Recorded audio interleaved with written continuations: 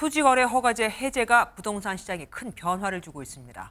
덩달아 가계 부채까지 급증하다 보니 토허제 재지정 검토부터 금융대책까지 동시에 거론이 되는 상황입니다. 경제부 최우영 기자와 뉴스 추적해 보겠습니다. 어서 오십시오.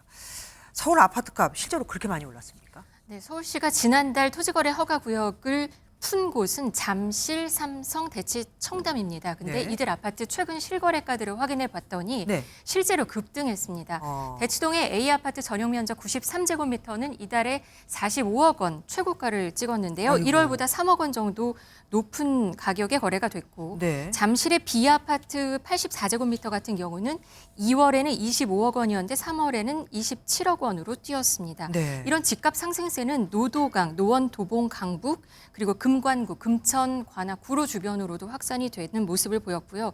오늘 한국부동산원이 2월 전국 집값 통계를 내놨는데 이 전국 집값 하락폭도 줄어든 것으로 조사가 됐습니다. 예, 거래량도 크게 늘었다고 들었습니다. 네, 그림 먼저 보시면요. 서울 지역 거래량을 보시면 지난해 7월에는 9천 건을 찍고 9월에는 3천 건으로 떨어진 이후에 계속 비슷했는데 지난달에 벌써 5천 건이 넘었습니다. 아직 신고 기한이 2주 정도 남았으니까 더 늘어날 수 있는 상황입니다.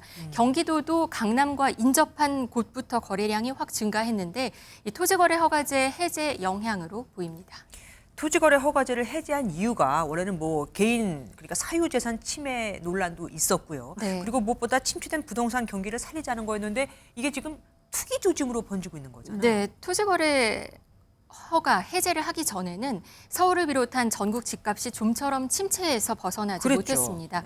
여기다가 내 땅과 집을 사고 파는 것을 당국에 신고하고 허가를 받는다는 것 자체가 이 재산권 침해라는 논란이 컸고 또 다른 지역과의 형평성 문제도 제기가 됐었는데요. 네. 이 때문에 서울시가 토허제 해제를 했던 것인데 한 달 만에 집값이 급등하고 갭 투자라는 부작용도 나타나는 것입니다. 그래서 이걸 다시 재지정하겠다 뭐 이런 얘기가 나오는 거죠. 네, 서울시는 단속반을 투입해서 호가를 올리거나 아니면 편법 증여를 하는 것을 차단하기 위해서 노력은 하고 있지만 실제 효과를 거두지는 못하고 있는 것으로 알려지고 있습니다. 그래서 오세훈 시장은 오늘 토허제 재지정 가능성까지 꺼냈는데요. 다만 다시 토허제로 묶을 경우에 주민 반발이 거세고 네. 또 정책의 일관성 문제 그게 그리고 크죠. 그동안 가라앉았던 부동산 침체가 다시 더 깊어질 것이라는 우려도 나오기 때문에 쉽지는 않을 것으로 보입니다. 이렇게 집값이 들썩이면은 마음이 불안한 사람들 있지 않습니까? 네. 집이 없는 사람들. 결국 또 빚까지 내갖고 집을 사는 경우가 늘고 있어요. 네, 실제로 2월 금융권 가계대출 잔액을 봤더니 전달 대비해서 4조 3천억 원이나 증가했습니다. 아유.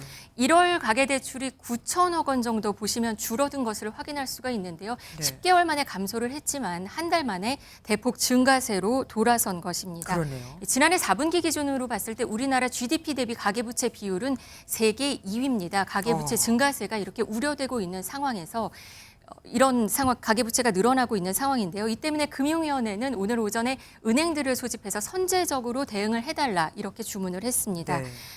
그랬더니 가계부채 점검 회의 직후에는 NH농협은행은 서울 지역의 조건부 전세자금 대출 취급을 중단하기로 했고 네. 다른 은행들도 다주택자에 대한 추가 규제를 검토하고 있는 것으로 알려지고 있습니다. 결국은 은행들이 또 나서는 겁니다. 네. 지금까지 최윤영 기자와 함께했습니다. 고맙습니다.